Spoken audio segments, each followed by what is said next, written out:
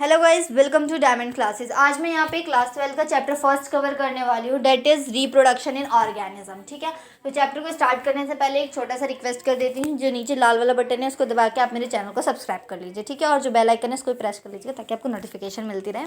तो चलिए स्टार्ट करते हैं। रिप्रोडक्शन क्या होता है, तो जैसे कि आप जानते भी होंगे, मैं बता देती हूँ। री मतलब अगेन, प्रोडक्शन मतलब प्रोड्यूस।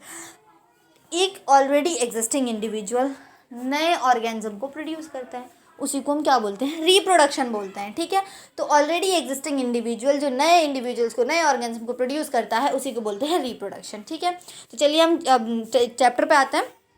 दो पार्ट में चैप्टर खत्म करेंगे हम। पहले में सेक्सुअल रिप्रोडक्शन की बात करेंगे और दूसरे में सेक्सुअल रिप्रोडक्शन की। तो चलिए स्टार्ट करते हैं।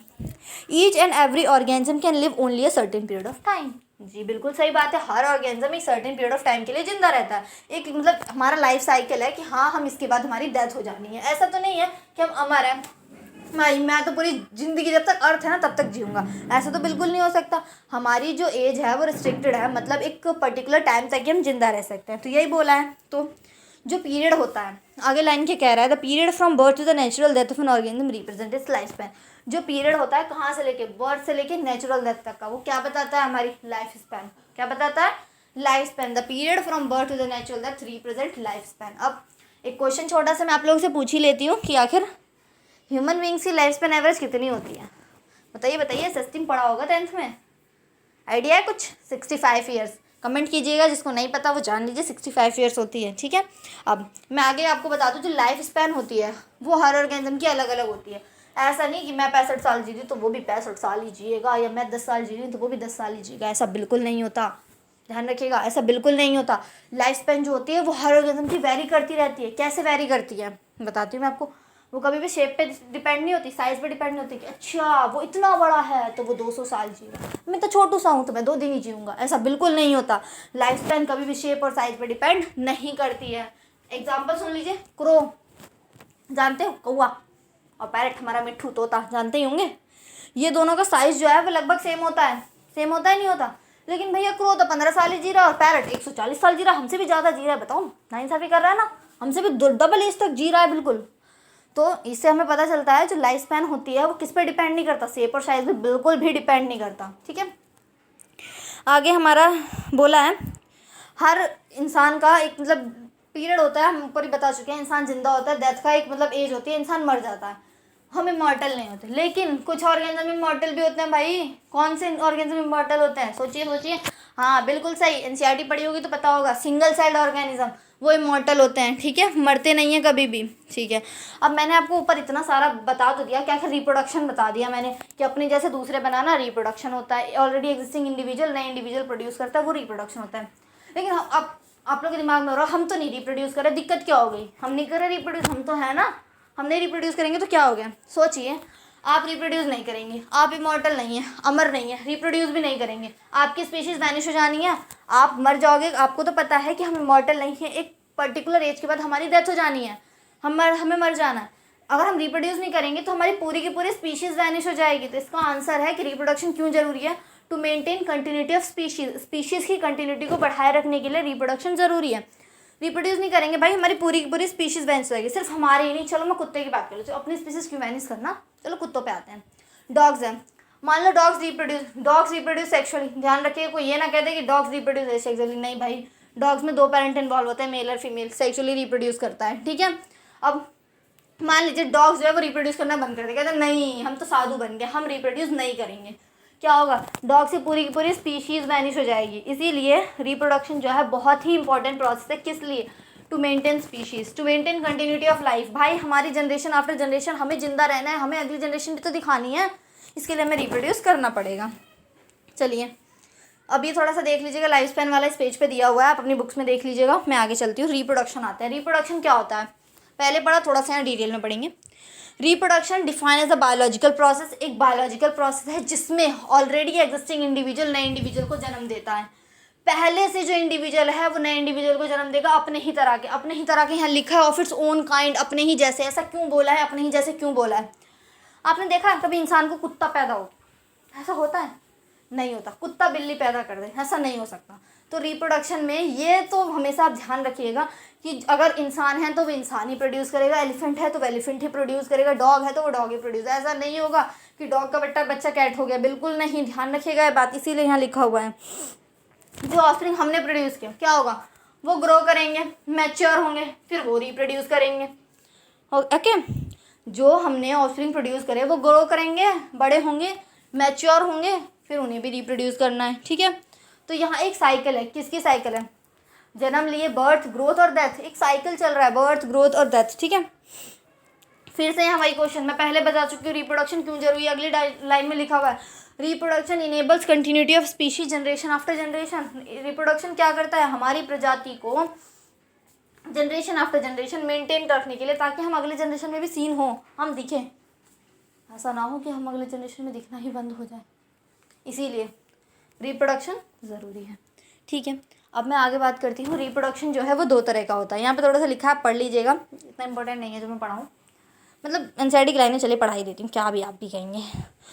ठीक है, यहाँ पे बहुत सारी डाइवर्सिटी होती है। ठीक है, और इंसान कैसा रिप्रोड्यूस करेगा वो डिपेंड करता है कि उसका इंटरनल फिजियोलॉजिकल फंक्शन कैसा है, इन्वायरमेंटल कंडीशन कैसी है, तो वो कैसा रिप्रोड्यूस करेगा।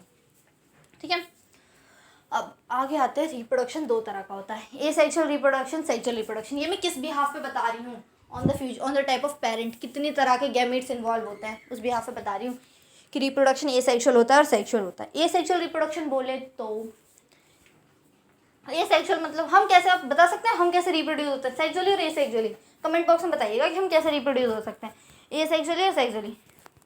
मुझे पता है आप लोगों को पता होगा, मैं बता देती हूँ, हम सेक्सुअली रिप्रोड्यूस होते हैं। अब एसेक्सुअल पे आते हैं। एसेक्सुअल क्या होता है, एसेक्सुअल जो होता है यूनिपेरेंटल होता है, मेरे वर्ड्स पे ध्यान दीजिएगा प्लीज़। एसेक्सुअल यूनिपेरेंट होता है, यूनि बोले सिंगल पेरेंट इन्वॉल्व होता है। ठीक है, सिंगल पेरेंट इन्वॉल्व होता है, तो क्या यहाँ पे गैमीट्स का फॉर्मेशन होगा, सच्ची बताइए, बिल्कुल नहीं।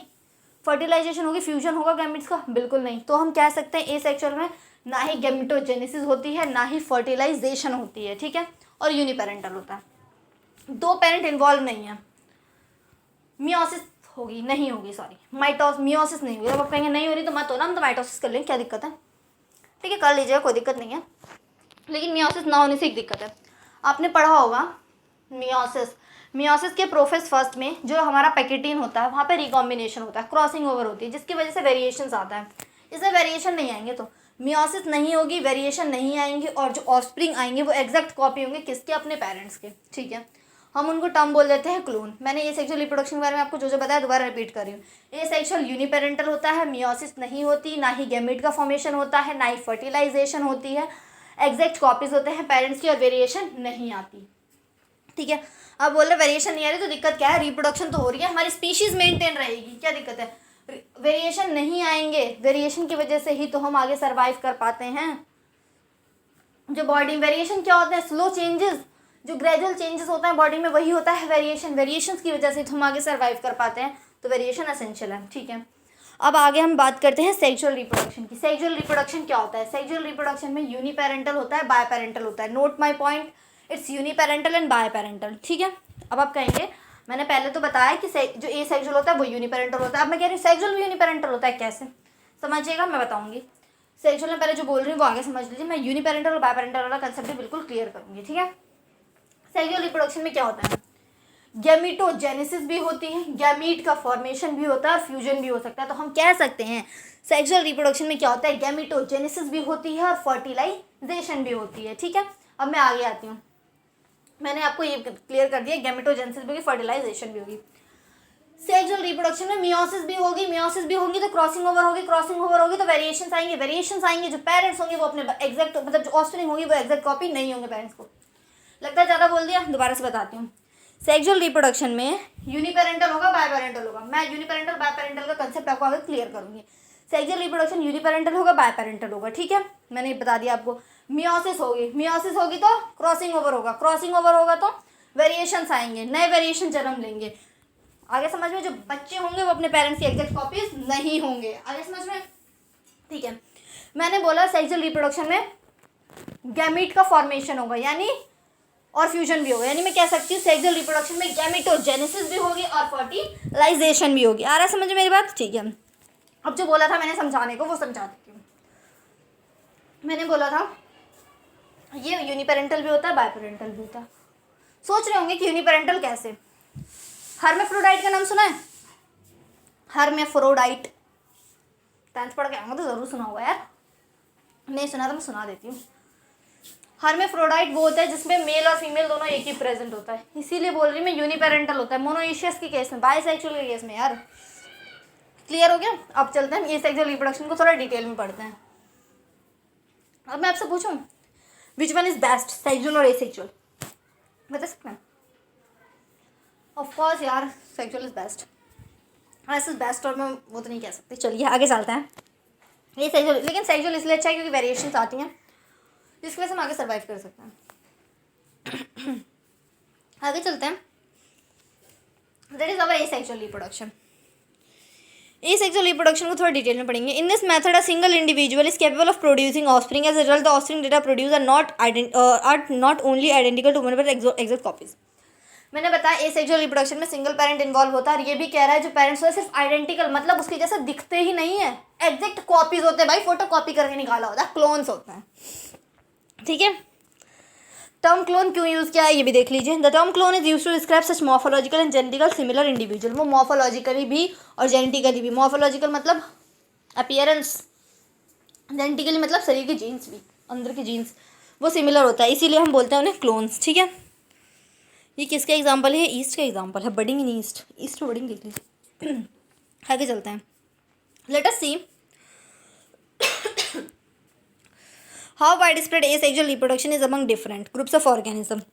Asexual reproduction is common among asexual reproduction आप किस में देखोगे? सिंगल सेल्ड ऑर्गेनिज्म में देखोगे, मल्टी सेलुलर में नहीं होता। ठीक है, आगे आगे चलते हैं। अब मैं इसमें जो हाईलाइटेड वर्ड है उसके बारे में आपको बताती हूँ। ठीक है, बाइनरी फिजन क्या होता है? बाइनरी मतलब दो, फिजन मतलब टूट जाना, एक सिंगल इंडिविजुअल दो में टूट गया, it is binary fission. Example amoeba, एक अमीबा है, ग्रो करा रिप्रोड्यूस हो गया, बाइनरी फिजन। रिप्रोड्यूस यहाँ पे एक टर्म और याद कीजिए, आपने 11th की चैप्टर फर्स्ट में पढ़ा हुआ है, अमीबा बड़ा हो रहा था, ग्रो कर रहा था, ग्रो रिप्रोड्यूस हो गया, मतलब ये डिफाइनिंग प्रॉपर्टी नहीं है यहाँ पे, तो ग्रोथ और रिप्रोडक्शन की डिमार्केशन ही नहीं है। आगे बडिंग, बडिंग में क्या होता है? बर्ड्स आते हैं। हाइड्रा का याद कीजिए, मैंने 10th में मतलब आपने पढ़ा होगा, मैंने तो नहीं पढ़ा है शायद, चैनल पे भी आगे मैं ज़रूर वीडियो अपलोड करूँगी। हाइड्रा में क्या होता है? छुटकू सा बर्ड निकल जाता है, वो ग्रो करके, ये यहाँ पे देख लीजिए, आपको दिख रहा होगा जो डायग्राम है, कौन सा सी वाला डायग्राम, बर्ड छुटकू से निकल गई है, वो ग्रो करके डिटैच हो जाता है, अलग हाइड्रा बना लेता है, उसे बोलते हैं बडिंग। आगे इंसिस्टेशन क्या होता है? इंसिस्टेशन में क्या होता है? मान लीजिए अनफेवरेबल कंडीशन है, अमीबा अपने अराउंड 3 सिस्ट की बाल बना देता है, ध्यान रखिएगा 3 लेयर्ड के सिस्ट बाल बना देता है, उसी को इंसिस्टेशन कहते हैं। फेवरेबल कंडीशन मिलता है तो स्पोर बन के आ जाता है, छोटे छोटे अमीबा स्पोर बन जाते हैं, इसी प्रोसेस को बोलते हैं सॉरी वो स्पोर्स बना लेते हैं, इस प्रोसेस को बोलते हैं स्पोर्युलेशन। ठीक है, जू स्पोर्स का नाम सुना है? जू स्पोर्स जो होते हैं, देखिए वो जो आगे जू स्पोर्स और आगे वाला कंसेप्ट है वो हम नेक्स्ट वीडियो में कवर करेंगे। इस वीडियो में इतना ही, मैं नेक्स्ट वीडियो में ये, फिर अगली वीडियो में इसका सेक्सुअल रिप्रोडक्शन, वीडियो बहुत ज़्यादा बड़ी हो जाती है इसलिए मैं इतना ही कवर करूँगी। ठीक है, thank you guys, please don't forget to subscribe my channel and like और शेयर। Thank you guys.